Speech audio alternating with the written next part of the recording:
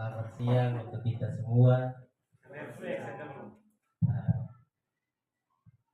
Saya dan Ibu Ivana mohon maaf kepada Bapak Ibu guru dengan teman mahasiswa. Kami mau presentasikan diseminasi budaya positif untuk sekolah kita. Karena itu kami mohon maaf jika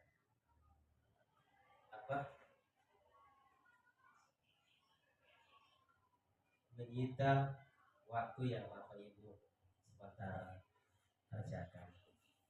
Yang pertama,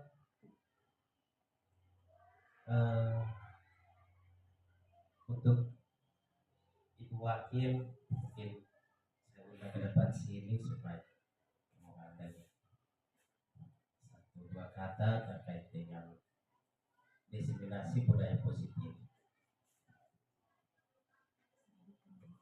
Atau di tempat juga tidak apa-apa.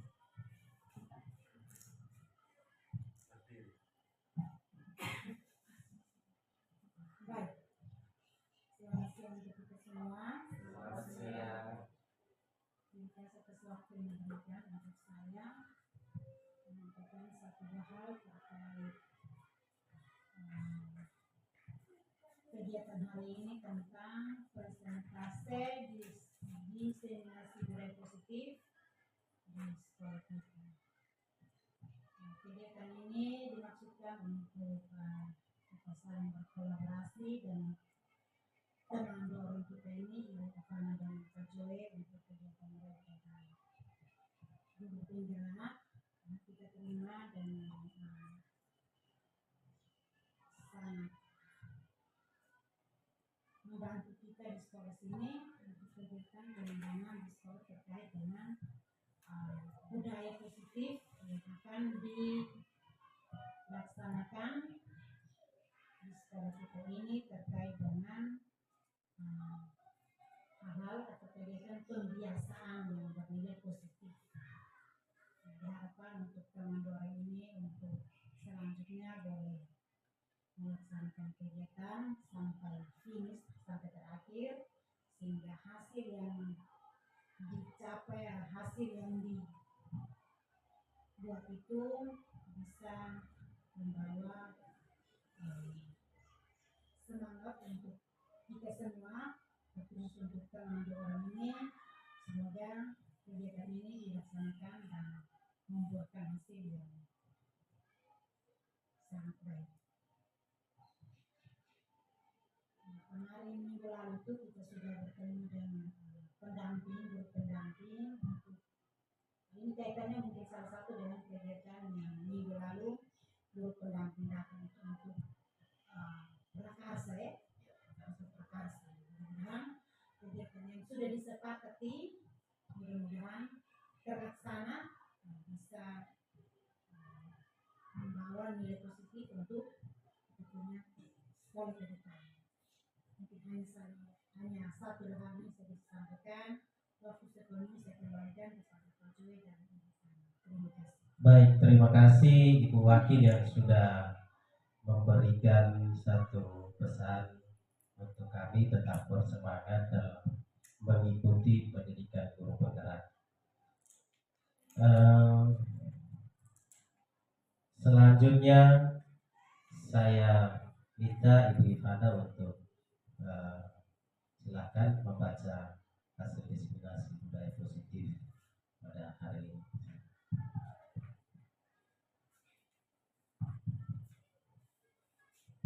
Baik, terima kasih atas kesempatan yang diberikan kepada kami. Saya dan juga teman saya Pak Zoe. Kami mengucapkan terima kasih kepada rekan-rekan guru dan Ibu Wakil yang sudah meluangkan waktu untuk bersama-sama kami mengadakan kegiatan diseminasi budaya positif.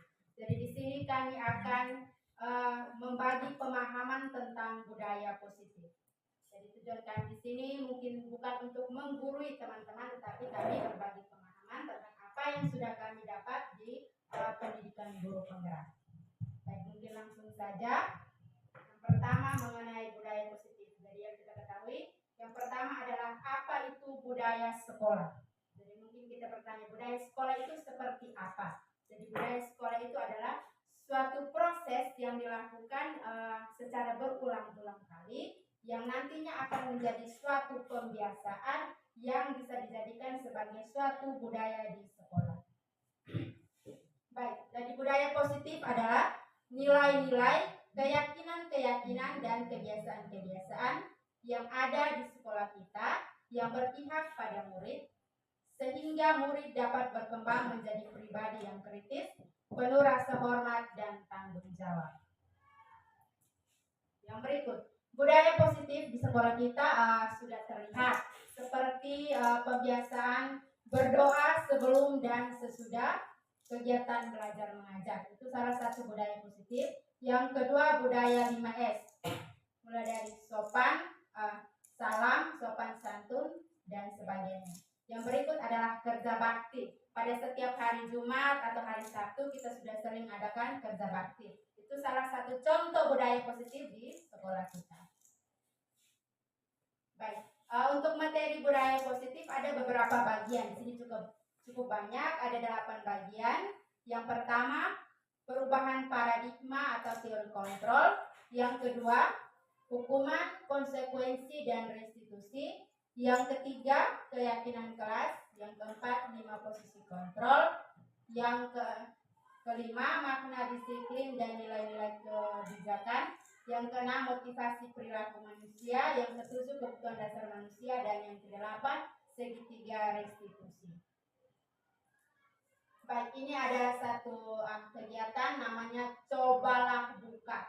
Jadi di sini misalkan ada si A, tugasnya adalah menggapalkan salah satu tangan, dan si B mencoba untuk membukanya. Jadi dengan kata rayuan kah, atau bujukan kah, atau memarahi kah, atau mengintimidasi, atau menggoda, tetapi si A tidak membuka ya. Jadi si B ini mencoba untuk merayu si A untuk membuka. Misalkan begini, misalkan Ibu Neta memegang HP, terus Pak Okto membujuk untuk ambil.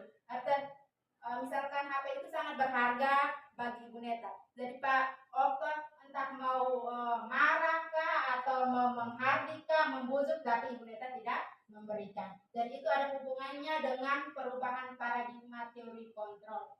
Di sini seperti ini. Ada sebuah ilusi. Orang dewasa memiliki hak untuk memaksa.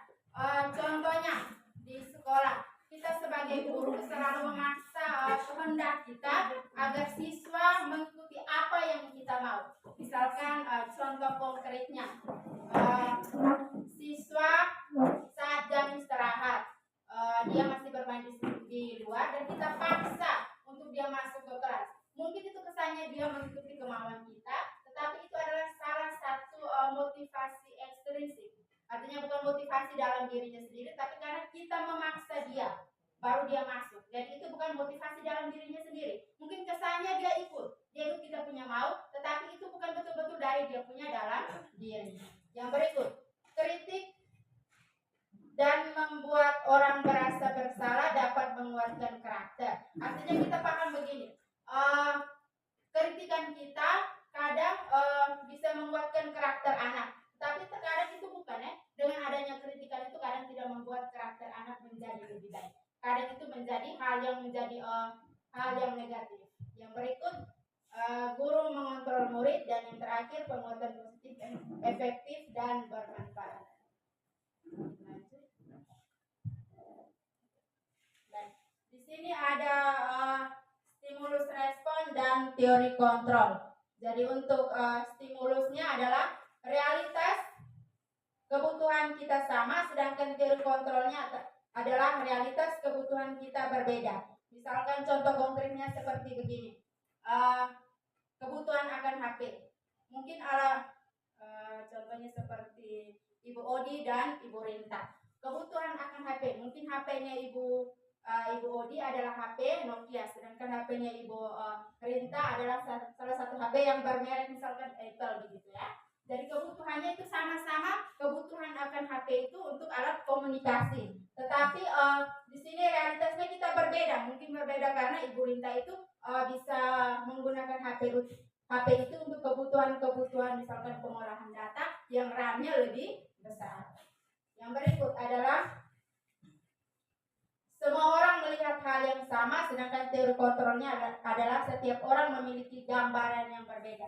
Misalkan begini, kita melihat suatu bangunan, entah itu rumah, ada yang melihatnya furniturnya saja atau tampilan di dalamnya, sedangkan ada yang melihat gayanya. Jadi pandangan kita berbeda untuk stimulus respon ini. Yang berikut, mungkin orang lain bisa mengontrol saya, sedangkan teori kontrolnya adalah hanya saya yang bisa mengontrol diri saya. Dan selanjutnya, slide yang berikut. Baik, yang berikut kita masuk pada makna disiplin. Mungkin teman-teman bertanya, apa itu disiplin? Jadi makna disiplin dan nilai-nilai kebajikan. Menurut Bapak Pendidikan kita Ki Hajar Dewantara mengatakan bahwa di mana ada kemerdekaan, disitulah harus ada disiplin yang kuat. Sungguh pun disiplin itu bersifat self-disiplin, yaitu kita sendiri yang mewajibkan kita untuk sekeras-kerasnya, tetapi itu sama saja sebab jikalau kita tidak cakap melakukan self-disiplin, wajiblah penguasa lain mendisiplinkan diri kita. Dan peraturan demikian itulah harus ada di dalam suasana yang merdeka. Baik, yang berikut ada salah satu peneliti namanya Diane mengatakan bahwa arti dari kata disiplin berasal dari bahasa Latin disiplina yang artinya belajar. Artinya di sini disiplin itu bukan suatu aturan ya, tetapi adalah suatu proses belajar. Contohnya seperti ini. Kalau anak datang terlambat, bukan itu suatu aturan, tapi bagaimana kita membelajarkan anak itu untuk disiplin. Jadi disiplin adalah suatu proses belajar ya, bukan aturan. Itu menurut Diane. Jadi kata disiplin juga berasal dari akar kata yang sama dengan disiplin atau murid atau pengikut. Jadi untuk menjadi seorang murid atau pengikut, seseorang harus paham betul alasan mengapa mereka mengikuti suatu aliran atau ajaran tersebut. Sehingga motivasi yang terbangun adalah motivasi intrinsik, bukan ekstrinsik. Baik, yang berikut. Seseorang yang memiliki disiplin diri berarti mereka bisa bertanggung jawab terhadap apa yang dilakukan karena mereka mendasarkan tindakan mereka pada nilai-nilai kebajikan universal. Jadi nilai-nilai kebajikan itu adalah beriman, bertakwa kepada Tuhan Yang Maha Esa, dan berakhlak mulia, mandiri, bernalar kritis, berkebinekaan global, bergotong royong, dan kreatif. Yang berikut adalah tujuan disiplin positif. Jadi tujuannya adalah disiplin positif merupakan salah satu cara penerapan disiplin yang bertujuan untuk menumbuhkan kesadaran serta memberdayakan murid untuk melakukan sesuatu tanpa adanya ancaman, hukuman, atau penghargaan. Yang berikut kita lanjut ke motivasi perilaku manusia. Jadi ada dua motivasi, yaitu motivasi ekstrinsik dan motivasi intrinsik.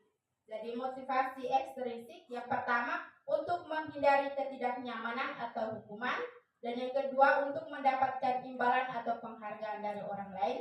Sedangkan motivasi intrinsik adalah untuk menjadi orang yang mereka inginkan dan menghargai diri sendiri dengan nilai-nilai yang mereka percaya. Jadi contohnya seperti ini, contoh konkretnya. Contoh konkretnya untuk contoh motivasi intrinsik dan ekstrinsik. Jadi mungkin salah satu contohnya disiplin berpakaian. Jadi misalkan kita sebagai bapak ibu guru selalu ke sekolah gunakan pakaian sesuai aturan. Mungkin motivasi ekstrinsiknya kadang mungkin kita takut ditegur sama atasan. Itu adalah motivasi ekstrinsik. Atau untuk misalkan mendapatkan penghargaan dari anak murid, misalkan oh ini hari ibu guru pakai pakaian yang baru, itu salah satu motivasi ekstrinsik. Sedangkan motivasi intrinsiknya adalah untuk menghargai diri kita sendiri. Jadi kita gunakan pakaian, disiplin berpakaian itu motivasi intrinsiknya contohnya seperti itu, untuk menghargai diri kita sendiri, bukan untuk mendapat penghargaan dari orang lain atau takut akan atasan. Itu adalah perbedaan antara motivasi ekstrinsik dan intrinsik. Lanjut. Baik, contoh kasus penghargaan. Saat kita berulang kali menjanjikan hadiah kepada anak-anak agar berperilaku tanggung jawab, atau kepada seorang murid agar mempelajari sesuatu yang baru, atau kepada seorang karyawan agar melakukan pekerjaan yang berkualitas, kita sedang berdiskusi bahwa mereka tidak melakukannya atau mereka tidak akan memilih untuk melakukannya. Itu adalah pendapat dari Alkitab. Baik, yang berikut hukuman, konsekuensi, dan restitusi. Jadi apa perbedaan antara hukuman, konsekuensi, dan restitusi? Jadi hukuman itu adalah bersifat satu arah dan berpihak dari pihak guru yang memberikan.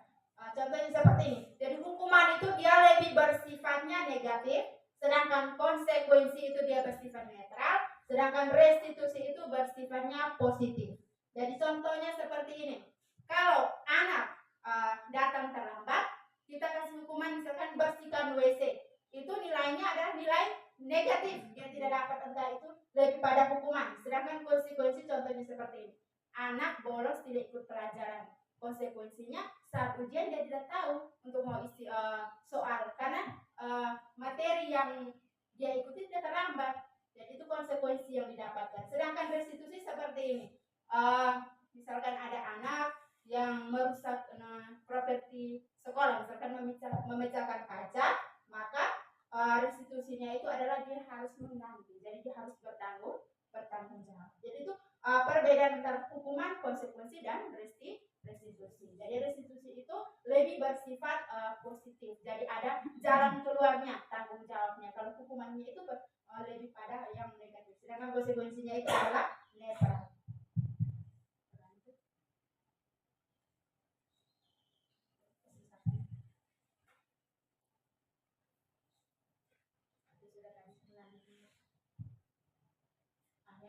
Yang berikut, di sini ada penguatan mengenai restitusi. Jadi restitusi itu bukan untuk menebus kesalahan, namun untuk belajar dari kesalahan. Yang berikut, restitusi memperbaiki hubungan. Yang berikut, restitusi adalah tawaran bukan paksaan. Dan yang berikut, restitusi menuntun untuk melihat ke dalam diri. Dan yang berikut, restitusi fokus pada solusi. Yang berikut, restitusi mencari kebutuhan dasar yang mendasari tindakan. Yang berikut, restitusi diri adalah cara yang paling baik. Dan yang berikut, restitusi menguatkan. Dan yang terakhir, restitusi mengembalikan murid yang berbuat salah kepada kelompoknya. Baik. Yang berikut, penghargaan. Baik, untuk penghargaan dihukum oleh penghargaan. Baik, di sini mungkin saya berikan sedikit gambaran dari dalam benak kita. Kadang penghargaan itu kita beranggapan sebagai suatu motivasi, tetapi tanpa kita sadari ternyata penghargaan itu ada nilai negatifnya. Jadi misalkan seperti ini, penghargaan tidak efektif, penghargaan merusak hubungan, penghargaan mengurangi ketepatan, dan sebagainya. Jadi contoh konkretnya seperti ini. Kalau dalam pembelajaran kita memberikan penghargaan kepada anak, misalkan anak bisa menyelesaikan soal yang kita berikan penghargaan. Anak tidak mau menyelesaikan, tapi kita katakan begini, ibu dan bapak bisa kasih hadiah kalau kamu bisa menyelesaikan pekerjaan tersebut. Jadi dia merasa bahwa kalau tidak ada penghargaan maka dia tidak ada niat untuk kerja. Jadi dia punya niat untuk kerja itu kecuali ada penghargaan. Atau misalkan di keluarga kita, contohnya seperti ini. Ada seorang ayah menjanjikan kepada anaknya, dia katakan tidak boleh nakal ya, nanti kalau ini bapak pulang dari tempat kerja nanti akan membawakan hadiah. Jadi saat kalau orang tuanya tidak bawa hadiah, pasti dia ini marah atau ini nakal begitu. Jadi dia hanya taat apabila diberikan penghargaan. Jadi dibalik dari penghargaan yang kita katakan sebagai motivasi, ternyata ada hal-hal yang negatif.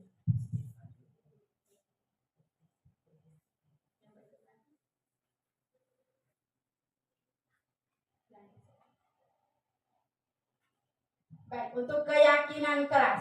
keyakinan keras bedanya apa dengan kesepakatan keras? Dan untuk keyakinan keras bedanya apa dengan kesepakatan atau peraturan keras? Mungkin saya berikan kesempatan kepada teman saya Pak Zui untuk menjelaskan.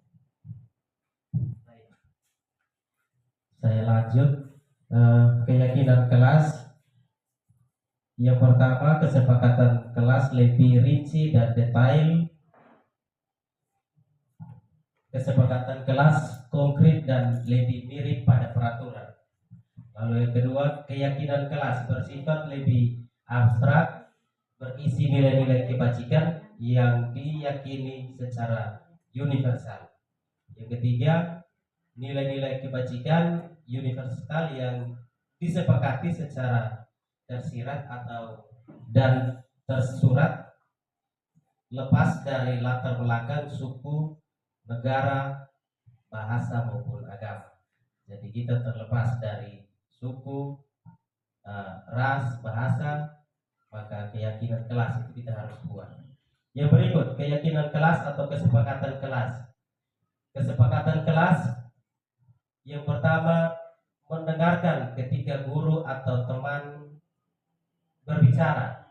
Yang kedua, tidak menyala pembicaraan, mengangkat tangan jika ingin berpendapat dengan datang dan pulang tepat waktu. Yang ketiga, memakai seragam sesuai jadwal. Yang keempat, meminta izin jika akan keluar kelas. Yang berikut, berdoa sebelum dan sesudah belajar. Yang berikut, tidak mengganggu teman yang beribadah. Yang berikut, tidak menyontek ketika ulangan. Yang berikut, membantu teman-teman yang kesulitan. Dan yang berikut, berkata sopan dan santun. Mungkin dari beberapa ini kita sudah laksanakan, kita buat kesepakatan di kelas kita masing-masing. Lalu keyakinan kelas. Keyakinan kelas ini yang pertama, menghormati diri sendiri dan orang lain. Yang kedua, saling menyayangi. Yang ketiga, beriman dan bertakwa kepada Tuhan. Yang keempat, disiplin. Yang kelima, bertanggung jawab. Dan yang keenam, menghargai. Ya, di sini coba lihat sedikit.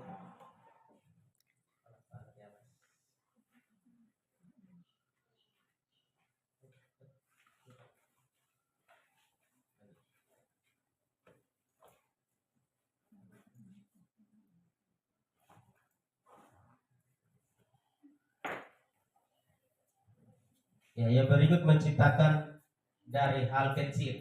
Yang pertama itu dari hal kecil itu peraturan kelas, lalu keyakinan kelas, lalu lingkungan positif, dan yang terakhir yang besar itu budaya positif. Lanjut Ibu. Yang berikut 5 kebutuhan dasar manusia. 5 kebutuhan dasar manusia. Yang pertama itu bertahan hidup. Kebutuhan yang bersifat fisiologis untuk bertahan hidup, misalnya kesehatan, rumah, dan makanan. Jadi kita bertahan hidup itu kita harus sehat, terus kita punya rumah dan makanan dan minuman terjamin. Yang berikut, yang kedua, kasih sayang dan rasa diterima.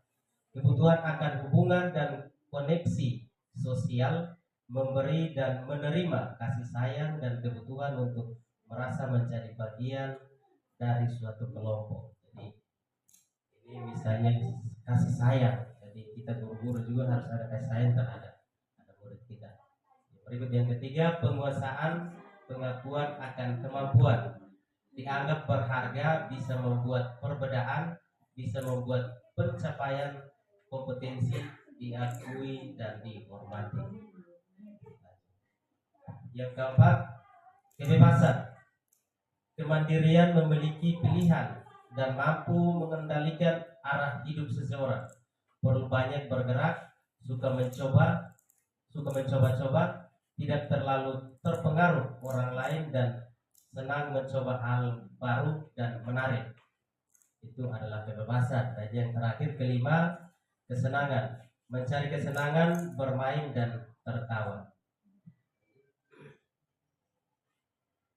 Ya, ini ada Satu cerita di sini, Bu Erni guru bahasa Inggris di SMP Muhammadiyah sedang bingung menghadapi pula salah satu murid di kelas 8, Dimas. Beberapa anak telah datang dan mengeluh Dimas yang seringkali usil dan mengganggu mereka. Bahkan ketika Bu Eni mengajar pun ternyata Dimas berlaku seenaknya sendiri dan tidak mau mengikuti pelajaran. Jika Anda menghadapi situasi seperti Ibu ini, apa yang akan Anda lakukan? Menurut Anda kira-kira apa alasan Dimas melakukan hal itu? Ya, kita lanjut. Ini identifikasinya. Identifikasi kebutuhan yang ingin dipenuhi oleh Dimas jika respon Dimas seperti di bawah ini. Yang pertama, aku lapar ingin makan, makanya aku tidak bisa fokus belajar. Yang kedua, aku jahilin dia karena aku ingin dekat akrab dengan dia, Bu. Aku hebat kan, Bu, bisa bikin teman-teman menuruti mauku. Aku bosan pelajarannya hanya menulis dan mendengarkan saja di dalam kelas. Aku bosan belajar bahasa Inggris, Bu, tapi kalau pelajaran penjaskes saya semangat. Aku senang bisa jahili teman-teman, jadinya seru melihat ekspresi mereka. Kita lanjut ke 5 posisi kontrol. Jadi cerita tadi itu uh, membuat kita memilih ada 5 posisi kontrol yang akan kita hadapi. Yaitu yang pertama, penghukum. Yang kedua, pemantau. Yang ketiga, pembuat rasa bersalah. Yang keempat, teman, dan yang terakhir, manajer. Lanjut. Ya, di sini ada segitiga restitusi, suatu proses dialog yang dijalankan guru atau orang tua agar dapat menghasilkan murid yang mandiri dan bertanggung jawab adalah menggunakan segitiga restitusi. Ini kurang jelas, nanti bisa diperjelas di lain waktu. Lanjut. Yang berikut, kembalikan. Yang berikut, tahapan restitusi. Tahapan restitusi di sini menstabilkan identitas. Menstabilkan identitas yang pertama ini membuat salah itu tidak apa-apa, ya. Berbuat salah itu tidak apa-apa. Tidak ada manusia yang sempurna. Saya juga pernah melakukan kesalahan seperti itu. Kita bisa menyelesaikan hal ini. Bapak Ibu tertarik mencari siapa yang salah, tetapi Bapak Ibu ingin mencari solusi dari permasalahan ini. Kamu berhak merasa begitu. Oke, yang kedua, validasi tindakan yang salah. Padahal kamu bisa melakukan yang lebih buruk dari ini, ya. Lalu yang kedua, kamu pasti punya alasan mengapa melakukan hal itu. Kamu patut bangga pada dirimu sendiri karena kamu telah melindungi sesuatu yang penting buat kamu. Yang berikut, menanyakan keyakinan. Keyakinan yang pertama, apa yang kita percaya sebagai kelas atau keluarga. Yang kedua, apa nilai-nilai umum yang kita telah sepakati. Yang ketiga, apa banyak bayangan kita tentang kelas yang ideal. Yang keempat, kamu mau jadi orang yang seperti apa. Lanjut. Yang berikut, kenapa restitusi itu penting? Ya, karena yang pertama rasa bersalah menguras energi. Yang kedua, ketika kita merasa bersalah, kita mengalami identitas kegagalan. Yang ketiga, perasaan bersalah membuat kita terperangkap pada masa lalu di mana kita sudah tidak bisa berbuat apa-apa lagi. Berikut, ya, ini ada contoh video praktik segitiga restitusi yang kami sudah buat di kelas 8. Ini ceritanya anak dia tidak suka pelajaran PJOK, ini ada di sakunya. Jadi dia sukanya itu ada perubahan. kedua cara mengajarnya. Itu saja yang dapat kami sampaikan kepada Bapak Ibu guru. Sekian dan terima kasih kepada Ibu. Baik, terima kasih. Mungkin saya tambahkan sedikit mengenai 5 posisi kontrol. Dari ini adalah untuk pelajaran budaya positif. Ini yang menurut saya paling menarik untuk saya ikuti mengenai 5 posisi kontrol. Bagaimana kita memposisikan diri kita sebagai guru di sekolah dengan anak didik kita. Di sini ada 5 posisi sebagai penghukum, pemantau, manajer, teman, dan pembuat rasa bersalah. Mungkin Bapak Ibu guru kita bertanya dalam hati, selama ini saya menghadapi anak-anak murid saya di posisi yang mana paling banyak? Semua pasti penghukum atau saya sendiri? Semua pasti penghukum. Artinya kita mau supaya anak selalu hidup kita punya mau. Kalau tidak mau berarti kita pukul. Itu berarti penghukum. Di sini disarankan, saya dan Pak Jo juga sudah ikut kegiatan. Di kegiatan elaborasi tidak salah.